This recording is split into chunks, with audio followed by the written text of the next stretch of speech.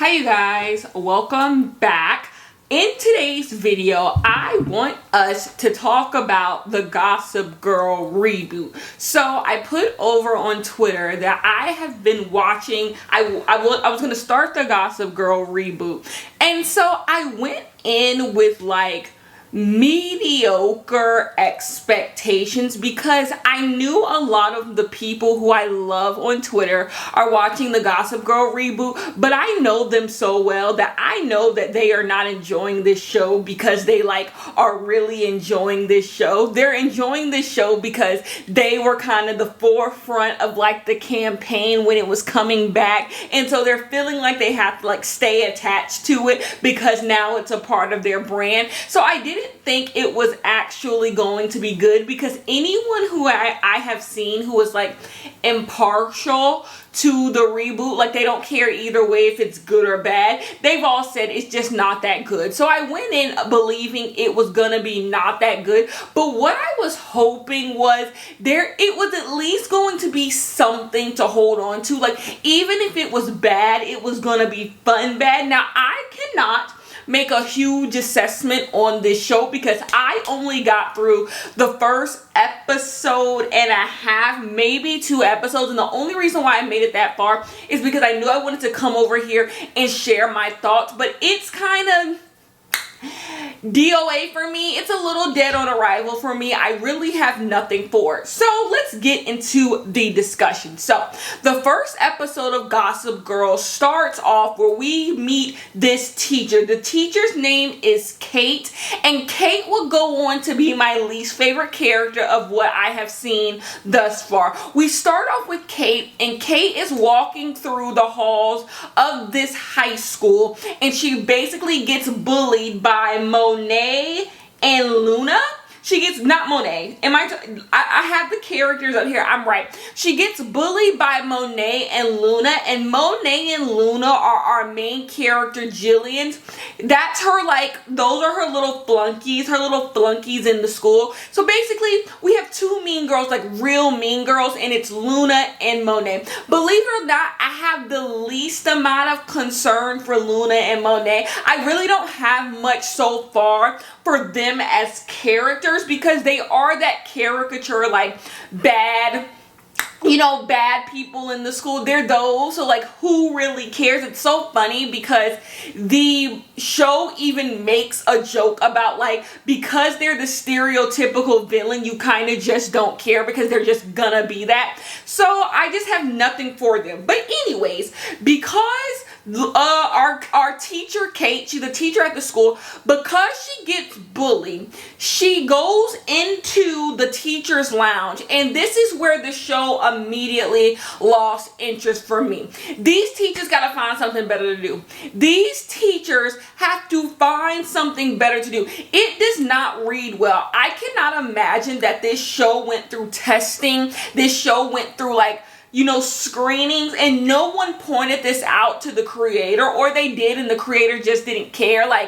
It is very weird for these teachers to be in a teacher's lounge discussing how they're getting bullied by 14-year-olds. I am so sorry. That doesn't read well. Whose side are we supposed to be on here? The kids are acting like kids, and y'all are too damn big to care. Y'all sitting in the teacher's lounge, really gossiping about the kids and trying to figure out how you can get the kids on track. And it's just y'all come up with the idea to be Gossip Girl. So a girl who was on the original, who was in the original Gossip Girl show, she says, well, the thing that kept us in line was this idea of Gossip Girl. And is that even true? Is that even true? School had such a small part of the original Gossip Girl show. Was it Gossip Girl that kept them in line and on their schooling? In the end, all of them ended up going to Ivy League schools in Gossip Girl because we were kind of left with the idea that even though they had these crazy lives, these crazy social lives. Their academic lives were not that, convoluted. Like, they went to school and they made the grades, or they cheated in the grades. Like, that's not why they stayed in line in school. They didn't stay in line at school because they were afraid Gossip Girl was going to expose them. All of these people in the original Gossip Girl reboot, because social media and being a social media star and being like a huge socialite was not something that was really attainable in those times, in those late 2010s, they all wanted to have big careers. So they wanted to be fashion designers, they wanted to be politicians, they wanted to be other things. And in order to do that, they had to go to school and go to these Ivy League schools. Like, the reason why they did well in school is because we still had the blueprint, which is still a thing today. Like, if you want to go on to get these prestigious careers, you have to go to school, right? And so that's why they stayed on the straight and narrow when it came to school, because they wanted to be big. They wanted their family names to grow. So there was this they wanted to be things that meant they had to be in school. Gossip Girl was not bullying them to make good grades and bullying them to be upstanding citizens. That is not Gossip Girl's purpose. So when that was said, I'm like, that's just not true. And that matters because it's the reason why this reboot falls short. The premise is bad. The idea that these teachers are bullying these kids via an online persona to get them to do well in school just don't make no sense. Like, it just don't make no. So because this anonymous persona knows everything about everything, I'm participating in class more. Like, that doesn't make any sense. Like, I could understand how Gossip Girl did make our original cast back in the day. It did make them make better social decisions, but it didn't make them do better in school. Why? Gossip Girl didn't give a fuck about their grades. Like, it was all about having them be the people that they're trying to present, like breaking through their facades, right? So what about that would make them want to do well in school? Like, everybody knows the reason why these teachers are getting fired, the reason why people are making certain grades and getting into Ivy Leagues in the reboot is because they're playing the system. They're using their parents' privilege, and they're getting ahead. So who would care that Gossip Girl exposes that? Like, I'm just so confused. I'm confused on the premise. Like, as Gossip Girl starts to grow, we hear the teacher saying, someone in my class actually participated, and the only thing I could see Gossip Girl doing is making them be better people. So at the end of the first episode, or maybe the beginning of the second episode, Jillian runs into the teacher and she helps the teacher out. And that I can believe that. That's plausible to me. Like, she doesn't want Gossip Girl to see that she's a bad person, because her reign is already, with what's her name, with Zoya coming, her reign is already on thin ice. So she wants to be nice to everyone so she can keep enough people in her social stratosphere. So that makes sense. But that's, like I said, it's social dynamics. Gossip Girl thrives because it makes people have to be socially aware, but academically aware, that doesn't make any sense. Like, why would Jillian be motivated to raise her hand in class? Why would Jillian be motivated to not get y'all fired, to not, that's part of the influence. Like, a part of them wanting to be big is having that influence to get you fired, to get good. Like, that's part of the overall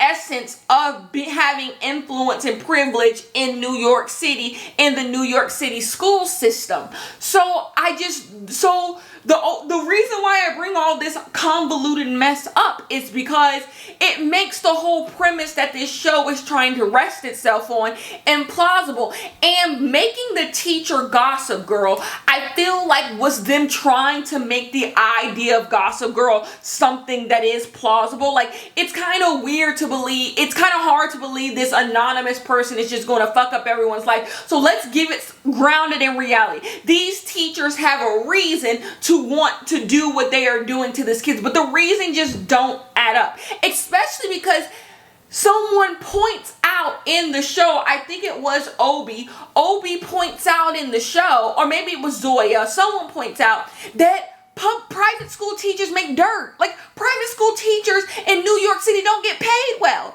So you're better off going to the public school system and making better money. So if these kids are bullying you so much, why not just go to the public school system and get paid more money? Like, it just don't make any sense. Like, to go through all of this, it doesn't make any sense. And that's how we are left with feeling that these teachers have no lives.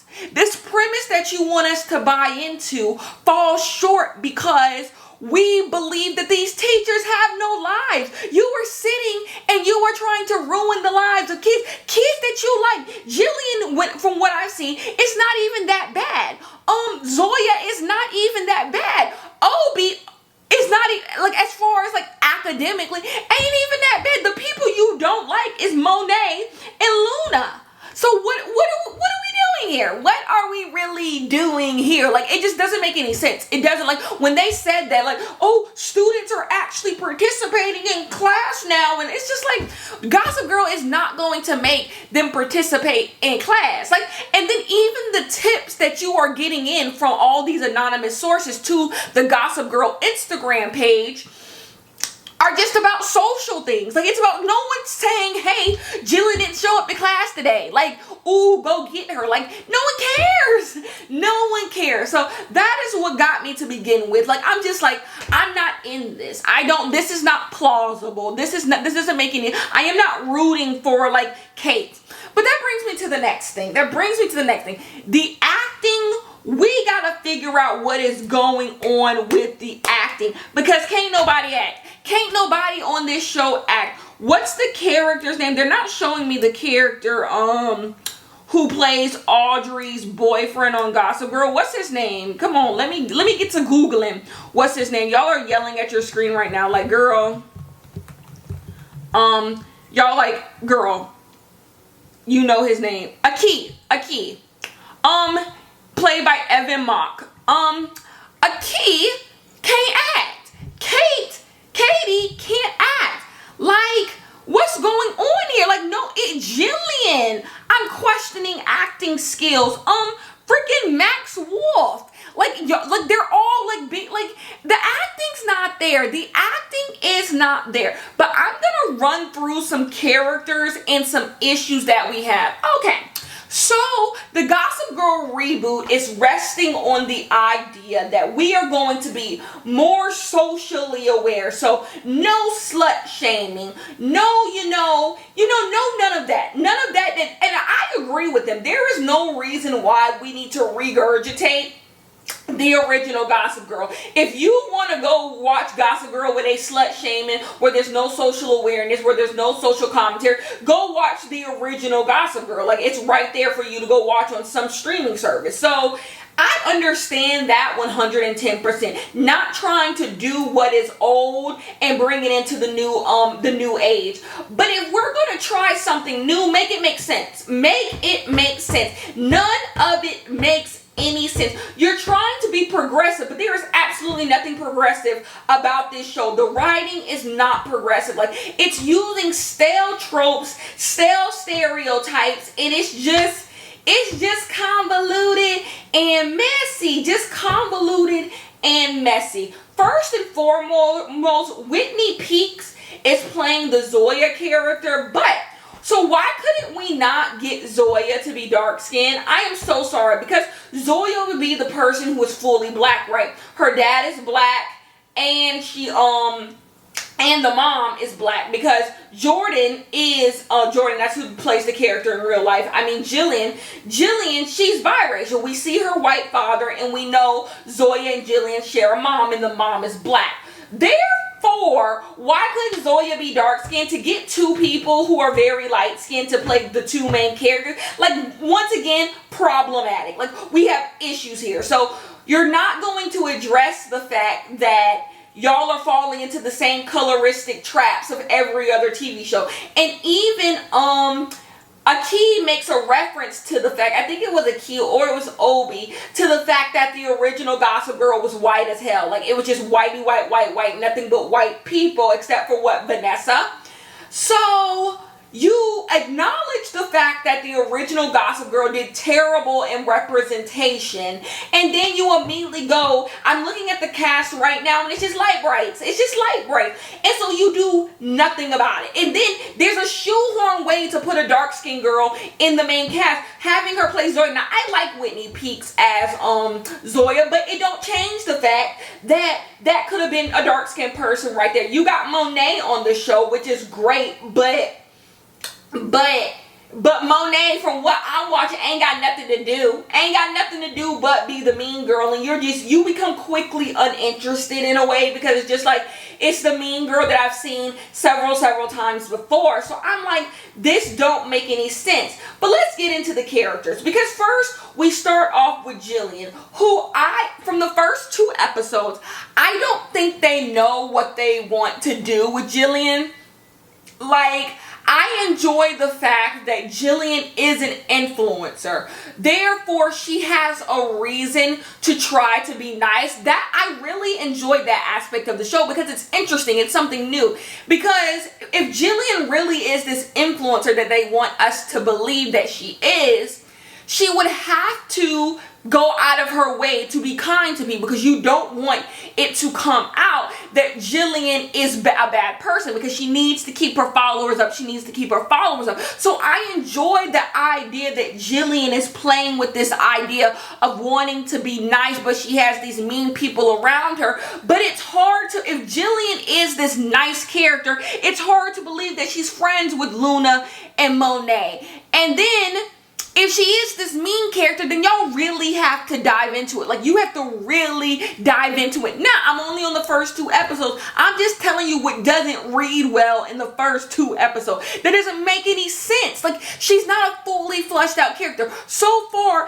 they have Monet doing what Monet needs to do that's convenient to the plot. And what made the original Gossip Girl good. I don't love the original Gossip Girl, by the way, but what made the original Gossip Girl something you could bite into, even though it was whimsical and fantastical, is the idea that you know how each character is going to act in each situation. Nate is the only oddball. Nate as a character was the only person who you kind of didn't know how Nate would react in certain situations, but that made sense because Nate was a chaotic neutral. Like, he was the perfect chaotic neutral. Like, he wasn't straight and narrow, but he never really was heavy on the mean side or was heavy on the good side. He was your chaotic neutral. So that made sense. But Jillian she just floats. If she needs to be evil, she'll be evil. If she needs to be nice, she'll be nice. If she needs to be neutral, she'll be neutral. And that doesn't make good TV, because you don't know what to expect from the character. And then that brings us to Audrey. I like Audrey. I cannot lie. Out of all of the characters on the show that I saw, Audrey was the one I wanted to really know more about. I enjoyed Audrey's home life, the thing with her mother. I enjoyed Audrey. She's in like a throuple with the Key and Max, and there's a lot going on there. I enjoy Audrey as a character, but in the first 2 episodes, it's like, is Audrey really friends with y'all? Like, maybe I'm wrong for believing that, but it's really hard to believe Audrey is friends with any of these people. It's hard to believe that Audrey and Aki are dating. It's hard to believe Audrey and Max are friends. It's hard to believe Audrey, Jillian, Luna, and Monet are friends. Like, what is Audrey doing here? Like, I feel like Audrey is a separate entity of the show. And then this is where I have to give original Gossip Girl even some more credit that I don't want to give it, but I'll give it some credit. The original Gossip Girl never tried to shoehorn in the idea that everybody was friends. Like, we knew Blair and Serena were friends, but they make it very known they're frenemies. Like, they hang out with each other because they rather be, together than against one another, because they fear one another. But it was never like plainly said that Serena and Chuck were besties, that Blair and Nate were besties. Even when Dan comes in, it's not Dan and Chuck aren't besties. Dan and Nate aren't very, very besties. Like, it's never forced that all these people at all times hang out with each other and even want to be around one another. And that's what made it grounded in some reality. Like, we not all friends. We not all friends. We don't all like each other. And this idea that all of them just knew each other from childhood and they hang out, it's like, you want me to believe that, but I don't. And then let's get into the worst character on the show. And that is Max Wolf. Max Wolf is the worst character on the show because Gossip Girl is homophobic. Gossip Girl is just the writers of this show they know for not what they do. They don't know what they're doing. And that's the problem. So Max is our pansexual character. When we meet Max, he's doing ecstasy off the tongue of a man. He's kissing a woman. Max constantly makes quips about the fact that he'll sleep with anyone. He doesn't care. And he's constantly talking about how he wants to sleep with someone. You can tell he's trying to get a key to be his man. And so it's just a lot going on with Max. But I'm going to point out some just very blatant problems with Max's character. So we get a pansexual character on a television show. And what's the first thing they do? Hypersexualize the pansexual character. You want to know something that people don't realize is homophobic, that is homophobic? When someone asks a straight person, they're like, would you ever date a bi man? And the person responds, of course I'll date a bi man. We can go look for men together. We can watch porn together. We can do this together. You're being homophobic. The idea that if you are in a relationship with a bi person, you believe that bi person also wants to look at men, but he's in a relationship with you. This idea that there's no, that a bi person doesn't want to be in just a relationship with you. They're always looking for other people to sleep with. They're always, they're in a relationship with you. They don't want to, unless you guys have an open relationship, they're not looking for other people. Why are you trying to imply that they want to, even though they're with you, a woman, they at all times want to go sleep with men? That's not how it works. That's not how it works. That's not a closed relationship, right?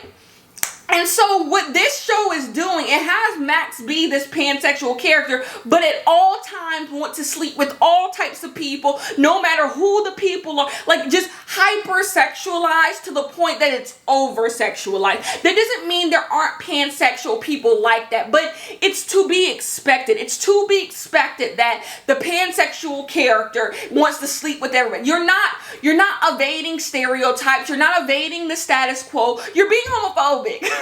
You're being homophobic. You're being everything. The idea that the queer character, the openly queer character, just wants to just sleep with everyone and then the stuff that Max says to Aki and to Audrey, also that the pansexual character doesn't respect other people's boundaries. From what I've seen, what Max is doing to Aki, Reed, is so goddamn uncomfortable. Because Max is not respecting Aki's boundaries. When they're getting undressed in Audrey's closet and Max is like, there's a mirror right here, get undressed right here. Clearly Aki is uncomfortable, and it's so no one's gonna say, so you're just gonna write in that this person Max wants Aki to be uncomfortable, and it's Max is trying to force Aki out of the closet, and it's just this ain't reading well. This isn't reading well at all. And then Max is another Chuck Bass. Imagine wanting to be Chuck Bass 2.0. I'd rather die than be Chuck Bass